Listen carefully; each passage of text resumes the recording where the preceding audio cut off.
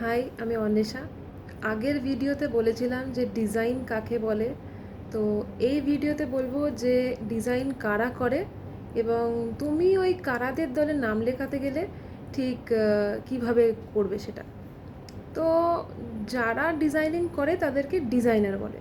এবার তারা তো কোনো ভিন গ্রহের প্রাণী নয়, এই আমাদের আশেপাশেই থাকে, মানুষের মতোই হালকা একটু ছিট আছে। তাদেরকে এই পার্টিকুলার প্রফেশনটা বেছে নেয়। তারা কিন্তু প্রফেশন বাছে না, প্রফেশন তাদেরকে বেছে নেয়। তো এই প্রফেশনের দ্বারা চোজেন হতে গেলে বা নির্বাচিত হতে গেলে ঠিক কী কী লাগে, এই কী ধরনের ছিট লাগে মাথার মধ্যে যাতে ডিজাইনার হওয়া যায়, এবং এই ছিটের মানে চাষ কী করে করবে সেটাই এই ভিডিওতে বলবো। তো যেমনটা বলেছিলাম আগের বারে যে ডিজাইনিং হচ্ছে সমস্যার সমাধান করা। তো আগেই বলে রাখি যে এই যে ছিটটার কথা বলছি, এই ছিটটা কিন্তু হচ্ছে একটু অন্য রকমের ভাবনার ছিট, এবং সেই ভাবনা দিয়ে সমস্যার সমাধান করার ছিট। এবং এই দুটো ছিটের যদি চাষ করতে চাও তবে চারাও এই ছিটেরই কিন্তু লাগাতে হবে। তো খুব ছোট্ট একটা ধরনের এক্সারসাইজ আছে, বিশাল রকেট সায়েন্স কিছু না, কিংবা পাহাড় কাটার মতো শক্ত কাজ কিছু না, খুব সাধারণ একটা জিনিস যেটা যদি তুমি রোজ করো তাহলে কিন্তু তোমার মাথায় সেই ছিটটা বেশ ভালো রকমের পুরুষ্ট হয়ে জন্মাবে, এবং খুব শিগগিরই তুমি কিন্তু ওই ডিজাইনারদের দলে নাম লেখাতে পারবে। তো যারা যারা ডিজাইনিং অ্যাজ আ ক্যারিয়ার বেছে নিতে চাও, যারা হয়তো নিফট, এনআইডি, আইআইটি থেকে ডিজাইনিং পড়তে চাও, কিংবা অন্যান্য কলেজেস থেকে পড়তে চাও, কিংবা কোনো কলেজ থেকে না পড়ে এমনি ডিজাইনিং অ্যাজ আ ক্যারিয়ার নিতে চাও, কিংবা অ্যাজ আ হবি চাও করতে, তাদের জন্যে এই ভিডিওটা। তো ওই ছোট্ট এক্সারসাইজটা কী? ছোট্ট এক্সারসাইজটা হচ্ছে যে কোনো একটা পার্টিকুলার র্যান্ডাম অবজেক্ট যেটা তোমার হাতের কাছে রয়েছে সেটাকে তুলে নিতে হবে। সেটা যা খুশি হতে পারে, সেটা হতে পারে হয়তো টুথব্রাশ, ঘড়ি, জলের বোতল, চিরুনি, পর্দা, চেয়ার, যা খুশি হতে পারে সেটা। বেসিক্যালি জাস্ট প্রত্যেক দিন ওই একটা করে ছোট্ট অবজেক্ট তুমি তুলে ধরো, সেই অবজেক্টটার দিকে ভালো করে তাকাও। দেখো, আমরা রোজ সব সময় সব কিছু দেখি, দেখতে পাচ্ছি সামনে একটা টেবিল রয়েছে, হয়তো একটা জলের বোতল রয়েছে, হয়তো একটা পর্দা, একটা চেয়ার, একটা খাট, আলমারি, সব ঠিক আছে, কিন্তু আদৌ কি আমরা কিছু দেখি? না, দেখি কিন্তু কিচ্ছু না। অবজার্ভ করতে হবে। উই জাস্ট সি থিংস, আমরা কিন্তু অবজার্ভ করি না কোনো জিনিস। তো আমাদেরকে ওই একটা ছোট্ট জিনিস, হয়তো একটা শার্পনার, কি একটা হয়তো শ্যাম্পুর বটল, কি হয়তো একটা পেন, সেটাকে ভালো করে অবজার্ভ করতে হবে। এবার অবজার্ভ কি করব? রয়েছে একটা জিনিস দেখতে পাচ্ছি, অবজার্ভ কি করব? যেরকম ধরো একটা জলের বোতল, জলের বোতলটার মধ্যে কি অবজার্ভ করব? দেখবো যে এটা জলের বোতল, মানে সেটা জল খাওয়ার পারপাসে ইউজ করার জন্য জিনিস। তো এই প্রথমে পারপাসটা কি সেটা জেনে নেব, তারপরে দেখবো যে এই বোতলটা যে ধরনের, সেই ধরনের বোতলের জন্যে জল খাওয়াটা ইজিয়ার কিনা। অর্থাৎ দেখবো যে বোতলটা কত বড়, 1 লিটারের কি 2 লিটারের কি হয়তো 500 ml-এর। তারপরে দেখবো যে বোতলটার শেপ কীরকম, বোতলটা কোন মেটেরিয়ালের তৈরি, বোতলটার টেক্সচার কীরকম, বোতলটার ঢাকনাটা কীরকম। হ্যাঁ, এই সমস্ত জিনিসপত্র আমি দেখব। বোতলটার মধ্যে কী কী ফিচার্স আছে। এবার প্রত্যেকটা জিনিস ডিজাইন করা হয় কিছু না কিছু পারপাসের জন্য। আমরা মনে করি যে একটা বোতল যেটা নিচের দিকটা চওড়া আর মাঝখানটা পাতলা হয়ে গিয়ে ওপর দিকটা আবার চওড়া, এটা কেন ওরকম কোনোদিনও তো ভেবে দেখিনি। হয়তো ওই মাঝখানের যে সরু পার্টটা সেটা এই জন্যে দেওয়া যাতে করে ওটা দৌড়তে সুবিধে হয়, কারণ হাতটা এতটা মোটা জিনিস হয়তো দৌড়তেই অসুবিধে হবে। তো ওই জায়গাটা সরু হলে কি দৌড়তে সুবিধা হবে, ওই জায়গাটায় ধরেই মানুষ বেশিরভাগ জল খায়। তো হয়তো ওই জন্যেই ওই ডিজাইনটা ওরকম করা। তো আমাদেরকে অবজার্ভ করতে হবে, আমাদেরকে অবজার্ভ করতে হবে যে বোতলের ঢাকাটা যেরকম প্যাঁচ সিস্টেমে করাটা ওরকম কেন করা, ওটা কি বরাবরই এরকম ছিল, নাকি কেউ আবিষ্কার করেছে যে এমনি লাগালে খুলে যাওয়ার সম্ভাবনা বা এঁটে যাওয়ার সম্ভাবনা? তো এটা একটা স্ক্রুয়ের মতো সিস্টেম করলে কি খোলা পড়াতে হয়তো সুবিধে হচ্ছে, জলটাও লিক করছে না। তো এই জিনিসগুলোকে আমাদেরকে ভাবতে হবে, অবজার্ভ করতে হবে যে একটা ডিজাইন সেটা কেন ওরকম। এবার হলো অবজারভেশন পার্ট। অবজারভেশন পার্টটা করার পরে আমি একটা ছোট্ট এখানে কথা বলতে চাই যে সেই পার্টিকুলার অবজেক্টটা যদি আমরা একটা টেবিল বা কিছুর ওপরে রেখে, চোখের সামনে রেখে সেটাকে স্কেচ করি, তাহলে কিন্তু প্রসেসটা আরও ইজিয়ার হয়ে যাবে। এক্ষেত্রে স্কেচ করার সময় আমরা সেটাকে আরও ভালো করে অবজার্ভ করব, সেটার টেক্সচারটা আরও ভালো করে করার চেষ্টা করব, যা আছে তাই কপি করার চেষ্টা করব, লাইটিং কোন দিক দিয়ে পড়ছে, শ্যাডো কোন দিক দিয়ে পড়ছে সেগুলোকেও অবজার্ভ করব। তাতে সুবিধাটা হবে কি, যে আমরা আরও ভালো করে অবজার্ভ করব, অলসো আমাদের স্কেচিং স্কিলস ভালো হবে, আমাদের লাইভ স্কেচিং স্কিলস ভালো হবে। আমরা বুঝতে পারবো যে কোন দিক দিয়ে লাইট পড়লে শ্যাডোটা কোন দিকে থাকে বেশিরভাগ সময়, যাতে করে যদি আমরা পরবর্তীকালে ডিজাইন কলেজেসের জন্যে বা কোনো কিছুর জন্য যদি আমরা আর্ট রিলেটেড কোনো পরীক্ষায় বসি আর আমাদের মেমোরি থেকে কোনো জিনিস ড্র করতে হয়, কিংবা হয়তো কোনো ডিজাইন রিলেটেড কাজের জন্যে একটা পার্টিকুলার অবজেক্টকে ড্র করতে হচ্ছে বোঝানোর জন্য সেই ডিজাইনটা, তখন আমরা কিন্তু রিয়েলিস্টিক আঁকাটা দেখাতে পারবো, রিয়েলিস্টিক অবজেক্টটাকে বোঝাতে পারবো। কারণ আমরা জানি যে একটা লাইটিং এদিক থেকে পড়লে সেটা শ্যাডোটা কোন দিকে পড়ে, এদিকে পড়ে না ওদিকে পড়ে। পার্সপেক্টিভ দিয়ে একটা আঁকা কিভাবে হয়, কারণ আমরা অ্যাকচুয়ালি লাইভ স্কেচ করেছি, আমরা অরিজিনাল অবজেক্টটাকে দেখে সেটাকে বানানোর চেষ্টা করেছি। তো এই স্কেচিংয়ের থ্রু আমরা আরও ভালো করে অবজার্ভ করতে পারবো, আরও ভালো করে একটা জিনিস এক্সপ্রেস করাটা শিখতে পারবো। হলো, জিনিসটাকে ভালো করে দেখলাম, সেটাকে ভালো করে সুন্দর করে আঁকলাম। এবার কি, এবার হচ্ছে যে আমাদেরকে বুঝতে হবে যে প্রত্যেকটা জিনিসে কিছু না কিছু লুপ হোলস থাকে, যেটাকে আমাদেরকে কিন্তু সিমেন্ট করতে হবে বা আমাদেরকে সলভ করতে হবে সেই প্রবলেমটা। তো আমরা দেখব যে এই ধরে নাও, লেটস টেক অ্যান এক্সাম্পল। ধরে নাও যে আমরা একটা চিরুনি নিলাম, হাই ফাই হেয়ার ব্রাশ নয়, ঠিক আছে, নর্মাল চিরুনি, বেশি লিকার চায়ের কালারের যে চিরুনিগুলো হয়, একটা দিকে এরকম সরু সরু গ্যাপওয়ালা দাঁড়া থাকে, এই দিকটা এরকম মোটা মোটা গ্যাপওয়ালা দাঁড়া থাকে, সেই চিরুনি একটা নেব। সেই চিরুনি দেখবে এরকম মাঝে মাঝে আবার টেক্সচার থাকে, যেন একটু কালি ভুল করে পড়ে গেছে কোথাও, ওরকম একটা এরকম ছড়িয়ে গেছে টাইপের টেক্সচার থাকে, কোথাও কোথাও আবার টেক্সচার থাকে যেন ঘি পড়ে গেছে খানিকটা, ওরকম টাইপের একটা অদ্ভুত ধরনের কালার কম্বিনেশনের একটা জিনিস থাকে। সেই খুব পাতি একটা প্লাস্টিকের চিরুনি, সেই চিরুনিটা নেব, ঠিক আছে। অনেকের বাঙালিদের বাড়িতে অনেকেরই ওরকম ধরনের চিরুনি থাকে, কালারটা চেঞ্জ হতে পারে, কালারটা ওপেক হতে পারে, আমারটা ট্রান্সলুসেন্ট যেটার কথা বলছি। তো ওরকম ধরনের চিরুনি থাকে সবার বাড়িতে, একটা করে তুলে নিলে। এবার চিরুনিটাকে অবজার্ভ করলাম যে এতে যা আছে আছে, এতে প্রবলেম কোথায় আছে।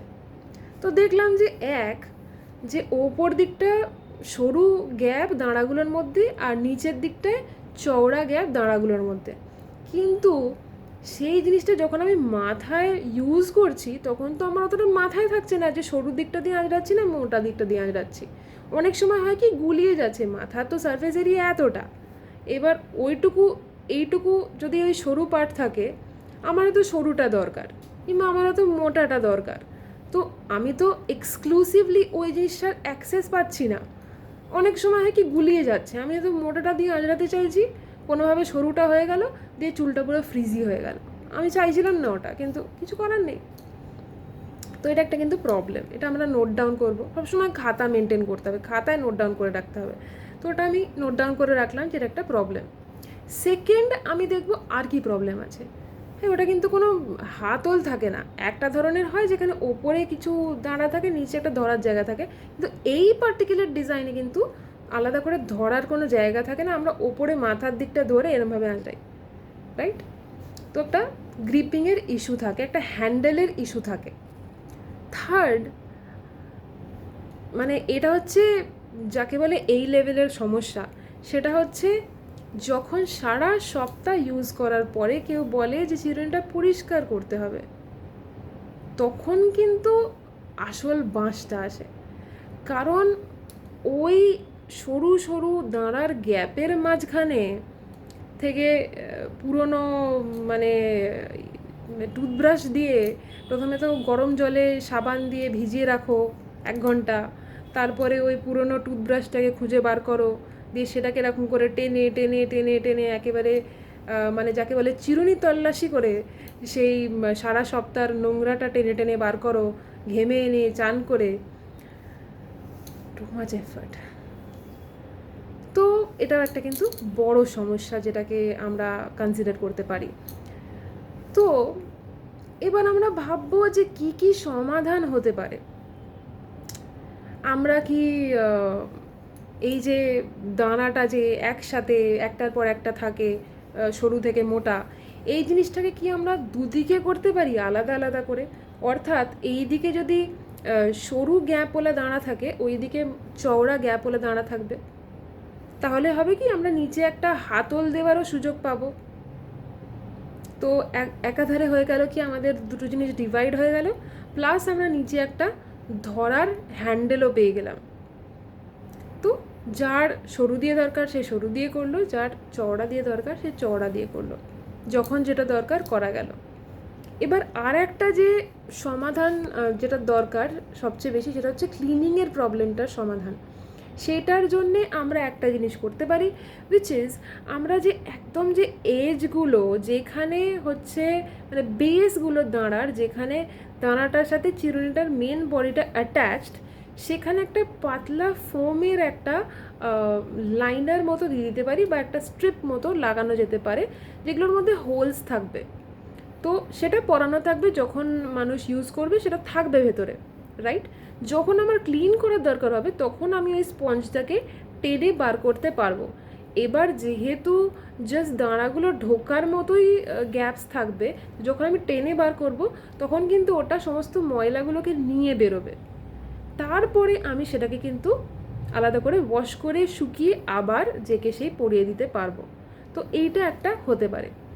এবার তুমি বলছো যে এগুলো তো খুবই পাতি সলিউশন, আমরা তো এখন তো টেকনোলজি অনেক অ্যাডভান্সড, আমরা অনেক কিছু করতে পারি এটার সাথে। ওয়েল, ডেফিনেটলি আমরা অনেক কিছু করতে পারি, কিন্তু এখানেই আসছে কিন্তু আমাদের পরের প্রসেসটা, উইচ ইজ আমাদের যে সমাধানগুলো সেগুলোর ব্যাপারেও আমাদেরকে ভাবতে হবে যে এটা কি আদৌ ফিজিবল, এটা কি পসিবল, এটা কি সম্ভাব্য। কেন? কারণ লেটস বি ভেরি অনেস্ট, একটা হয়তো 30 টাকার চিরুনি, এবার 30 টাকার চিরুনি যারা কেনে, হ্যাঁ, তাদের দরকার হচ্ছে এমন একটা জিনিস যেটা সস্তায় পুষ্টিকর, পাতি কথা। অর্থাৎ কি চলেও যাবে আমার বেশ কিছুদিন, ভাঙবে টাঙবে না, আবার মানে দামেতেও খুব বেশি না, পকেটে ছেঁদাও হবে না। তো সেক্ষেত্রে আমরা যদি সেখানে হয়তো অটোমেটিক ক্লিনিং সিস্টেম, ব্লুটুথ দেওয়া ক্লিনিং সিস্টেম, কিংবা ফোনের সাথে কানেক্ট করা যাবে এরকম সিস্টেম, যখন যে দাঁড়া চাইছি সেটা এরকম ভেতর থেকে মেশিনের মতো বেরোচ্ছে, করা অনেক কিছু যায়, ঠিক আছে, কিন্তু সেটা করতে গেলে আমাদের দাম পড়ে যাবে অনেক বেশি, কারণ সেই মতো মেকানিজম লাগবে। অলসো জিনিসটা কিন্তু কমপ্লিকেটেড হয়ে যাবে একটু বেশি, হয়তো চার্জ দিতে হবে। এবার যারা কিনছে, হ্যাঁ, এই ধরনের জিনিস হয়তো আমার দিদা কিনছে, কি হয়তো মাসি কিনছে, হয়তো মা কিনছে, তাদের সারা দিনের পরে আর সময় থাকবে না যে তারা চুল আঁচড়ানোর আগে চার্জ দেবে। তো এই ধরনের জিনিসগুলো আমাদের কিন্তু ভাবতে হবে যে আমরা যে ফিচার্স দিচ্ছি সেটা কি আদৌ আমাদের পোটেনশিয়াল ক্লায়েন্টদের জন্যে উপযুক্ত কি না, কিংবা আমরা যে সমাধানটা দিচ্ছি সেটা কি আদৌ ঠিকঠাক ফিজিবল মানে হওয়া সম্ভব কি না, তোমাদেরকে এটাও ভাবতে হবে। শুধু যে আমরা একটা সমাধান ভেবে নিলাম যে এত এত এত এত এইগুলো হতে পারে, দিয়ে আমরা দিয়ে দিলাম, আমাদের কাজ মিটে গেল, সেটা কিন্তু না। অ্যাজ আ ডিজাইনার আমাদের একটা পয়েন্টে গিয়ে, এই পার্টিকুলার পয়েন্টে গিয়ে আমাদেরকে ভাবতে হয় যে আমরা ক্লায়েন্ট, আমরা কাস্টমার, আর আমি দেখছি একটা পার্টিকুলার ডিজাইন। তো আমাদেরকে ভাবতে হবে ক্লায়েন্টের পার্সপেক্টিভ থেকে যে এই পার্টিকুলার ডিজাইনটা, এই পার্টিকুলার ধরো চিরুনিটা, এটা কি আমি কিনবো 200 টাকা দিয়ে? কেন কিনবো? মানে নেই না। আমার দরকার যেটুকু সেটুকু পেলেই আমি স্যাটিসফাইড। তার মধ্যে এই টুকটাক হালকা ফুলকা added features works for me, কারণ ওদের দাম খুব বেশি বাড়ছে না। তো একটুখানি হেরফের করে হয়তো 30-এরটা আমি 40-এ বিক্রি করতে পারছি, সেটা তবু লোকে ওই 3-4টে সমস্যার সমাধান করার জন্য কিনে নেবে, কি 40-এর জায়গায় 50 কিনে নেবে। কিন্তু আমি যদি সেটাকে আমি বলি 500 টাকা, কেউ কিনবে না। আমার কিন্তু পোটেনশিয়াল কাস্টমার যারা ছিল, যাদের কথা ভেবে বানানো, তারা কিন্তু আর আমার পোটেনশিয়াল কাস্টমার থাকবে না। তো সবসময় আমাদেরকে ডিজাইনের প্রবলেমের সলিউশন করার জন্য ক্লায়েন্টের কথাটা ভাবতেই হবে, নাহলে কিন্তু হবে না। তো হলো, আমরা নিজেরা ডিজাইন করলাম, নিজেরা প্রবলেম খুঁজলাম, প্রবলেমের সলিউশন বার করলাম, সেই সলিউশনটাকে ক্রিটিসাইজ করলাম। ক্রিটিসাইজ করার পরে আমরা আবার ভাবলাম যে ঠিক আছে, তাহলে ফিজিবল সলিউশন কোনগুলো সেটার একটা লিস্ট বানালাম। তারপরে আমরা যে ডিজাইনটার কথা মাথায় ভেবে রেখেছি সেটার একটা স্কেচ করে নিলাম। এবার স্কেচটা কিন্তু আমরা একটা অ্যাঙ্গেলে করব না, কারণ একটা অ্যাঙ্গেলে করলে কিন্তু লোকে মনে করবে যে আইডিয়া অতটা ক্লিয়ার নয়। আমরা কিন্তু এখন জিনিসটাকে সব কিছুকে ভালো করে দেখে নিতে পছন্দ করি। যেরকম ধরো সামান্য ব্যাপার, তুমি ব্লিঙ্কিট থেকে বা ফ্লিপকার্ট মিনিটস থেকে চিনি কিনছো, তুমি দেখলে 3-4টে অ্যাঙ্গেলে চিনির প্যাকেটটা ছবি নেই, দুটো ভিউ নেই, সামনে পেছন দুটো ভিউ নেই, খালি একটাই ভিউ আছে, তাহলে ভালো দোকান নয়, কোম্পানিটা ভালো নয়, ডিটেলে কিছু লেখা দিচ্ছে না। কি করে বুঝবো যে কি কি রয়েছে চিনির মধ্যে? সবাই জানে চিনির মধ্যে কি আছে, কিন্তু তবু আমি অ্যাজ আ কাস্টমার চাইবো যে ক্ল্যারিফিকেশান দেবে কোম্পানি, যে আমি কি কিনছি, সেটার মধ্যে কি কি আছে, বুঝতে না পারলেও আমি দেখব। সেই জন্যে অ্যাজ আ ডিজাইনার আমরা যখন আমাদের ডিজাইনটা কমিউনিকেট করছি বা শোকেস করছি, তখন আমাদের দায়িত্ব হবে কি আমরা আমাদের ডিজাইনটাকে 2-3টে অ্যাঙ্গেল থেকে এঁকে এঁকে দেখাবো, সামনে থেকে, পেছন থেকে, সাইড থেকে কেমন দেখতে লাগছে সেটা। এবং আমরা প্রত্যেকটা ফিচারকে লেবেল করে করে লিখে লিখে দেখিয়ে রাখবো। এইরকম করে করে প্রত্যেকটা ছোট ছোট জিনিসের সমস্যা বের করে সলিউশন লিখে রাখলে আমাদের কিন্তু একটা এন্টায়ার বছরের শেষে নোটবুক হয়ে যাবে, যেটার মধ্যে আমরা এরকমই র্যান্ডাম প্রবলেম সলভ করে করে রেখেছি। এটা কিন্তু ইজি হবে না, কারণ আমরা না অ্যাজ আ মানে সাধারণ মধ্যবিত্ত বাঙালি, আমাদের ছোটোবেলা থেকেই প্রোগ্রাম করা থাকে কি আমরা সমস্যাটাকে মানিয়ে নিই, কোঅপারেট করে নিই, সমস্যাটাকে অত বেশি বড় করে ভেবে দেখি না। তো আমাদের এটা একটা মজ্জায় আছে কি আমরা সামলে নিই।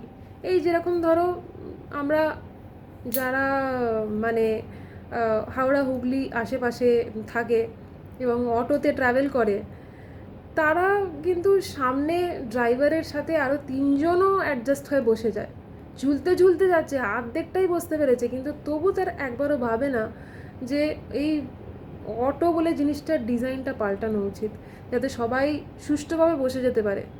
ঝুলতে ঝুলতে যাবে, কিন্তু তবু ভাববে না যে আর কি হতে পারে। হোক না, লোকে তোমার ডিজাইন চাইলো না, দ্যাটস ডিফারেন্ট, কিন্তু ভাবতে ক্ষতি কী? ইউ নেভার নো পরে কবে কোথাও তুমি সুযোগ পেলে এটাকে জমা দেবার, এবং সেটাই সিলেক্ট হয়ে রেভলিউশন হয়ে চলে এলো। তো সমস্যাকে সমাধান করার কথা তো ভাবতে হবে। আমরা ভাবি যে ঠিক আছে চাপাচাপি করে বসে নেবো, চলে যাবো, কোনোদিনও কেউ ভাবি না যে ডিজাইনটা চেঞ্জ করে দেখি কেমন হয়। সব জিনিসটাই তাই, আমাদের অনেক কিছুতে সমস্যা হয় যেটাকে আমরা ভাবি না সমস্যা বলে, আমরা অ্যাডজাস্ট করে নিই, অসুবিধা হচ্ছে অ্যাডজাস্ট করে নিই। তো এই অ্যাডজাস্ট না করে সেটার সমস্যাটার সমাধান করার কথা যারা ভাবতে পারবে, তারাই কিন্তু ডিজাইনার হওয়ার জন্যে এলিজিবল। তো এই অন্যরকম ভাবনাগুলো ভাবতে হবে যে এটা সমস্যাটার সমাধান কিভাবে করব, আর প্রবলেম সলিউশনটার কথাও ভাবতে হবে। এই ছোটো ছোটো এক্সারসাইজগুলো যদি রোজ করতে থাকি, হয়তো লাগবে কিছুটা সময়, এবং মনেও হতে পারে যে বাপরে এত ফ্যাচাং, এত কিছু করতে হবে, কিন্তু সত্যি কথা বলতে এতটা ফ্যাচাং নয়। আমরা যদি একতলায় থেকে দাঁড়িয়ে ভাবি যে 6তলায় ছাদে উঠতে হবে, তাহলে মনে হবে অনেক সিঁড়ি। কিন্তু আমরা যদি ভাবি যে হ্যাঁ এই একতলায় দাঁড়িয়ে আছি, এই 2তলায় উঠবো, তারপরে দোতলায় এসে ভাববো 3 তলায় উঠবো।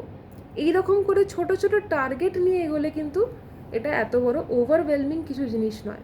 তো যখন আমরা প্রবলেমটাকে দেখছি, যখন আমরা একটা অবজেক্ট দেখছি, প্রথমে আমরা ভাববো যে অবজেক্টটাকে দেখবো আগে, বুঝবো আগে, তারপরে ভাববো যে যা দেখলাম যা বুঝলাম সেটা আঁকবো আগে, তারপরে যখন সেটা হয়ে গেল তখন ভাববো যে সমস্যা কোথায়।